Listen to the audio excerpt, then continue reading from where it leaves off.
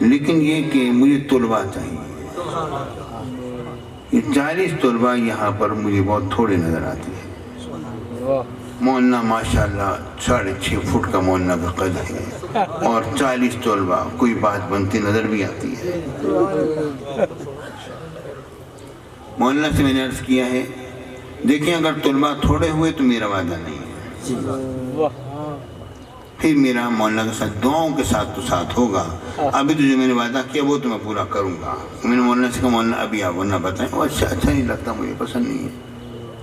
لیکن یہ کہ اس کے بعد پھر اگر طلبہ بڑھائیں, کوئی اگر راشن کے سلسلے میں کوئی دقت ہوتی ہے تو مولانا میری طرف رجوع فرمائیں. انشاءاللہ میں مکمل طور پر حاضر ہوں اور راشن انشاءاللہ ان کا ہم سب مل کر پورا کریں گے. مولانا بھی اپنی کوششیں جاری رکھیں گے. یہ اب یہ صرف مولانا کا مدرسہ نہیں ہے, یہ میرا بھی مدرسہ ہے. نعرہ تکبیر, نعرہ رسالت, نعرہ حیدری, نعرہ خلافت, فیضان کرم حضور غزالی زمان. اب یہ کام میں نے عرض کر دیا اور میں الحمدللہ آج تک تو یہی ہوتا رہا ہے کہ جو قول دیا ہے کسی بھی بارے میں اپنے مدارس کے سلسلے میں, اس قول کو میں نے آج تک الحمدللہ پورا کیا ہے. سبحان اللہ, سبحان اللہ. سینکڑوں مدرسے چل رہے ہیں, معاملات چل رہے ہیں. پیارے ساتھیوں, میں یہ نہیں دیکھتا ہوں کہ وسائل کتنے ہیں, میں صرف کوشش میں لگ جاتا ہوں اور وسائل بغداد شریف سے پورے ہوتے ہیں. سبحان اللہ. یہ ذہن میں رکھو. اب میں یہ کہہ کر جا رہا ہوں, اب مولانا کے اوپر ایک مشکل ڈال کے جا رہا ہوں کہ مولانا نے اب یہ کام کرنا ہے. نہیں کیا تو پھر مولانا جانے, میری دعائیں تو ہیں مگر میرا وہ ساتھ نہیں ہوگا. دنیاوی ساتھ میرا تبھی ہوگا جب مولانا کہیں جی یہاں پر 100 طلباء ہیں, ان کے لیے اتنا راشن ہے, اتنا یہاں پر گندم کی ضرورت ہے اور یہ معاملات ہیں, تو یہ مولانا آ کے مجھے بتلائیں اور اس کے بعد میرا دل ٹھنڈا کریں. اور انشاءاللہ گندم تو اللہ تعالیٰ زمین سے اللہ تعالیٰ کے مقدس بندوں کے صدقے سے اگتی ہے اور اگاتا ہے. اور حضور غوث پاک جیسا بندہ آپ کو کہاں ملے گا؟ پیارے بھائی, وہ تو شہنشاہ ولایت ہیں. پیارے ساتھیوں, اللہ تعالیٰ ہمارے اس مدرسے کو آباد رکھے اور شاد رکھے. اللہ تعالیٰ آپ لوگوں کو خوشیوں کے ساتھ رکھے. میرے آقا رسول اللہ صلی اللہ علیہ وآلہ وسلم نے فرمایا, جبکہ لوگوں نے اصحاب صفہ کے متعلق کہا, لوگوں نے اصحاب صفہ کے متعلق کہا کہ یہ بیٹھے رہتے ہیں, کھاتے رہتے ہیں, کسی کام کے تو ہیں نہیں, کسی کام کے تو ہیں نہیں, کھاتے رہتے ہیں, کوئی اور کام تو ہے نہیں. اس کو اردو کے محاورے میں یوں بیان کیا جاتا ہے, کام کے نہ کاج کے دشمن اناج کے. جو کھاتا رہتا ہو کہ کوئی کام نظر نہ آئے, انہیں کیا پتا تھا کہ یہ ان میں سے نہیں ہے. تو میرے آقا رسول اللہ صلی اللہ علیہ وآلہ وصحبہ وسلم نے فرمایا, میرے آقا نے فرمایا کہ یہ ان لوگوں میں سے ہیں کہ ان کی وجہ سے آسمان سے می برستا ہے, زمین سے غلہ اور اناج اگتا ہے. آسمان سے می برسے گا تو زمین سے غلہ اگے گا. اب غلہ ان کی وجہ سے اگ رہا ہے, سمجھ آ رہی بات نہیں آ رہی؟ ان کے وسیلے سے اگ رہا ہے, ان کے صدقے سے اگ رہا ہے. آسمان سے می برستا ہے, زمین سے غلہ اور اناج اگتا ہے. اور جب مسلمان جاتے ہیں جنگوں میں اور ان کو مال غنیمت ملتا ہے تو وہ بھی مال ملتا ہے, تو میرے آقا نے فرمایا ان کی وجہ سے تمہیں جنگوں میں فتح نصر کامیابیوں کامرانی عطا کی جاتی ہے.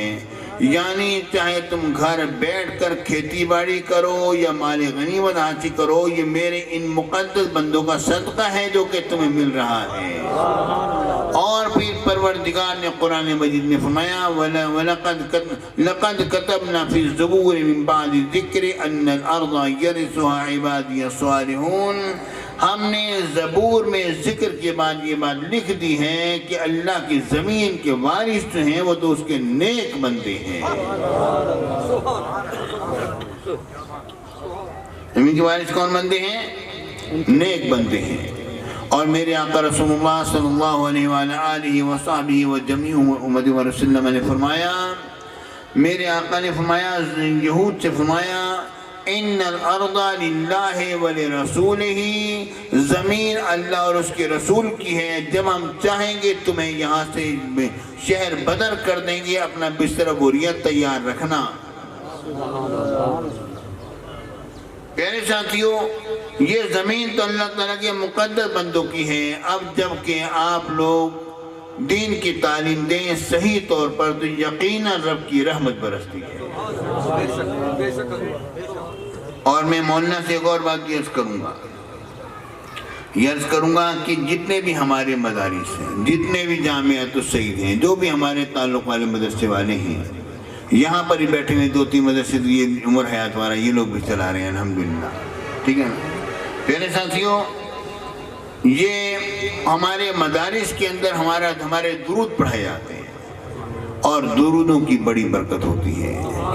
درودوں کا جتنا نقصان ہوتا ہے نا وہ سارا کا سارا درودوں سے پورا ہو جاتا ہے۔ تاجدار ختم نبوت، تاجدار ختم نبوت۔ پیارے ساتھیوں، تمہیں مولانا کی خدمت میں درود پاک پیش کر کے جاؤں گا اور عرض کروں گا کہ اپنے طلباء کو اور اپنے طالبات کو تقریباً پونا گھنٹہ درود پاک ضرور پڑھوائیں۔ یہ نہ دیکھیں کہ ان کا وقت ضائع ہوا، نہیں، خدا کی قسم وقت ضائع نہیں ہوتا ہے، اس سے دل روشن ہوتا ہے اور انسان کو استقامت فی الدین ملتی ہے۔ اور رب العالمین نے فرمایا ان الذین قالوا ربنا اللہ ثم استقاموا تتنزل علیہم الملائکہ، بے شک وہ لوگ جنہوں نے کہا ہمارا رب اللہ ہے اور اس پر انہیں استقامت نصیب ہو گئی اور اس پر وہ ڈٹ گئے، تو ان کی شان کیا ہے؟ میرے رب نے فرمایا تتنزل علیہم الملائکہ، ان کے اوپر فرشتے نازل ہوتے ہیں۔ پہلے ساتھیوں، فرشتے صرف انبیاء پر ہی نازل نہیں ہوتے، فرشتہ صرف انبیاء پر ہی نازل نہیں ہوتے، اولیاء پر بھی نازل ہوتے ہیں۔ لیکن انبیاء پر جو وحی آتی ہے، آیا کرتی تھی، وہ کون سی وحی تھی؟ وہ وحی نبوت ہوا کرتی تھی، اور اولیاء پر وحی ولایت نازل ہوتی ہے۔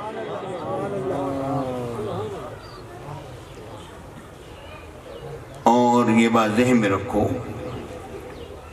کہ عیسیٰ علیہ السلام میرے آقا کے بعد جلوہ گر ہوں گے، ٹھیک ہے نا جی؟ اور بھی قیامت میں آئیں گے نہیں آئیں گے؟ آسمانوں پر ہیں یا نہیں ہے؟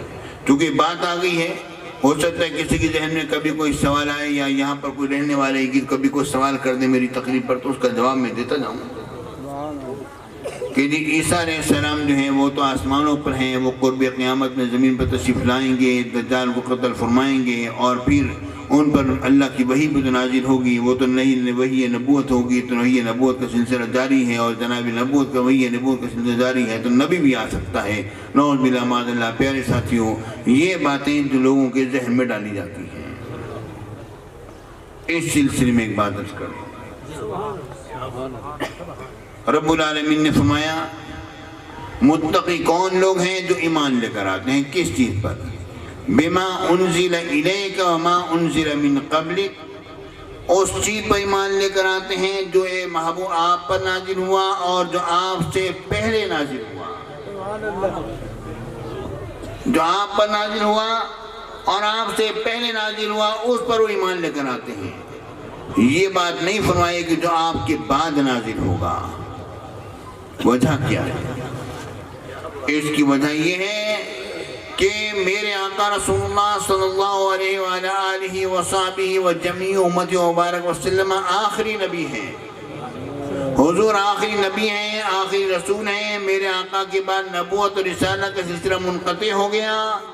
اب یہ ہے کہ دیکھیے، غور کیجئے، اب میرے آقا کے بعد کوئی وحی نبوت نازل نہیں ہوگی، عیسیٰ علیہ السلام جو ہیں قرب قیامت میں جب جلوہ گر ہوں گے تو آپ نبی ہوں گے، نبی ہوں گے، نبی ہوں گے، کوئی شبہ نہیں ہے، مگر جب میرے آقا کی امتیوں میں تشریف لائیں گے تو بحیثیت امتی کی ہو جائیں گے۔ جب بحیثیت امتی کی ہوں گے تو رب العالمین کی جو وحی ان پر نازل ہوگی وہ وحی نبوت نہیں ہوگی۔ وجہ یہ ہے کہ نبوت کا سلسلہ منقطع ہو گیا تو وحی نبوت کا سلسلہ منقطع ہو گیا، اب وحی ولایت نازل ہوگی۔ اور یہ بات ذہن میں رکھ لو کہ میرے آقا آخری نبی ہیں تو حضور کے بعد نہ کوئی نبی ہے نہ وحی نبوت ہے۔ میرے ساتھ یہ بات میں نے نہیں کہی، میرے شیخ میرے مرشد غزالی اسد نے اپنی تفسیر التبیان کے اندر ما انزل الیک وما انزل من قبل اس آیت کریمہ کے تحت یہ بات درج فرمائی ہے۔ بہرحال دیکھیے اور غور کیجیے میرے ساتھیوں، الحمدللہ ہم یہاں پر آئے اکٹھے ہوئے، کیونکہ وقت اتنا قلیل ہے کہ میں نہیں سمجھتا ہوں کہ مولانا اذان مغرب کی نماز کو کتنے بجے ہوتا ہے؟ نہیں، 6:15 بجے ہوتا ہے جی؟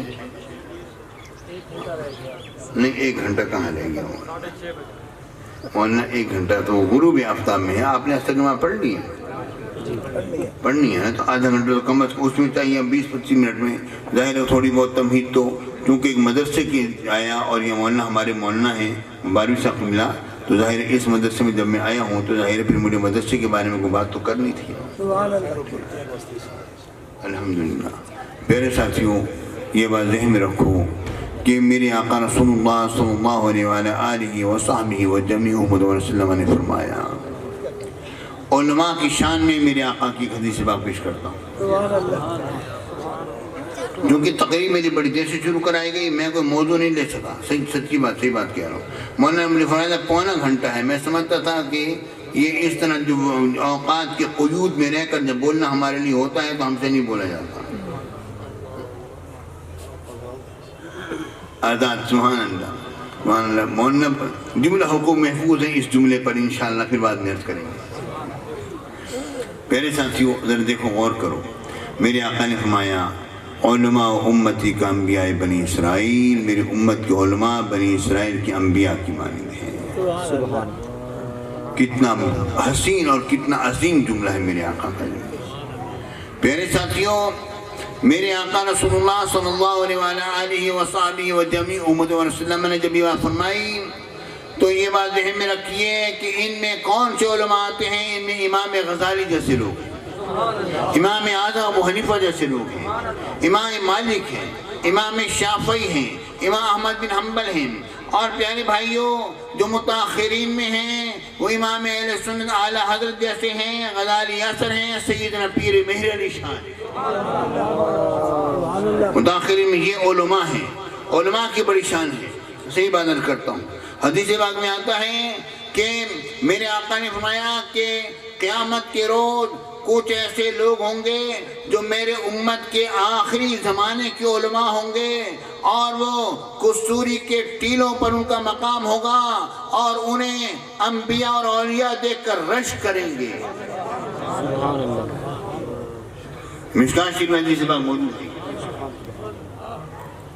میرے ساتھیوں، میرے آقا نے فرمایا علماء امتی کا انبیاء بنی اسرائیل، میری امت کے علماء کون ہیں؟ بنی اسرائیل کے انبیاء کی مانند ہیں۔ موسیٰ علیہ السلام نے میرے آقا کی بارگاہ اس میں عرض کیا، یا رسول اللہ کسی سے ملاقات کروائیے۔ میرے آقا رسول اللہ صلی اللہ علیہ وصحبہ وجميع امت وسلم نے جب توجہ فرمائی تو اس موقع پر سیدنا حضرت امام غزالی کی روح مبارک حاضر ہو گئی۔ سبحان اللہ۔ میرے آقا نے پیش کر دیا امام غزالی کی روح کو۔ جب روح آئی وہاں پر، اب موسیٰ علیہ السلام نے پوچھا آپ کا نام کیا ہے؟ انہوں نے عرض کیا میرا نام محمد، میرے باپ کا نام محمد، میرے دادا کا نام محمد۔ جب انہوں نے یہ بات کہی موسیٰ علیہ السلام نے فرمایا میں نے صرف آپ سے آپ کا نام پوچھا تھا۔ اب اپنی تشریحات کے ساتھ میں امام غزالی کا جواب پیش کرتا ہوں۔ امام غزالی نے یعنی یوں عرض کیا کہ حضور آپ تو اللہ کے کلیم ہیں، آپ کو تو رب العالمین سے